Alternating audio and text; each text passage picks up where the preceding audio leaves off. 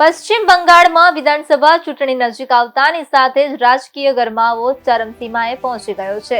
ગુરુવારે કોલકાતામાં રાજકીય સલાહકાર કંપની IPACની ઓફિસ પર ઈડીના દરોડા બાદ મુખ્યમંત્રી મમતા બેનર્જીએ તેને રાજકીય બદલાની કાર્યવાહી ગણાવીને મોરચો ખોલી દીધો છે.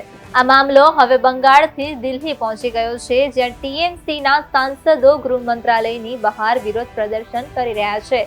કોલકાતામાં IPAC ઓફિસ પર ઈડીના દરોડાના વિરોધમાં તૃણમૂલ કોંગ્રેસના 8 સાંસદોએ દિલ્હીમાં કેન્દ્રીય ગૃહમંત્રી અમિત શાહના કાર્યાલયની બહાર ધરણા અને સૂત્રોચ્ચાર કર્યા હતા. ડેરેક ઓબ્રાયનના શતાબ્દી રોય, મહુઆ મોઇત્રા, કીર્તિ આઝાદ અને ડોક્ટર શર્મિલા સરકાર સહિતના સાંસદો ધરણા પર બેઠા હતા. જોકે દિલ્હી પોલીસે વિરોધ કરી રહેલા તમામ સાંસદોની અટકાયત કરી લીધી છે. આ મામલે મુખ્યમંત્રી મમતા બેનર્જીએ કોલકાતાના શેક્સપિયર સરાની પોલીસ સ્ટેશનમાં ઈડી વિરુદ્ધ જાતે ફરિયાદ નોંધાવી છે. ઈડીના દરોડા બાદ આ પોલીસ સ્ટેશનમાં 2 અલગ-અલગ FIR નોંધાવવામાં આવી છે.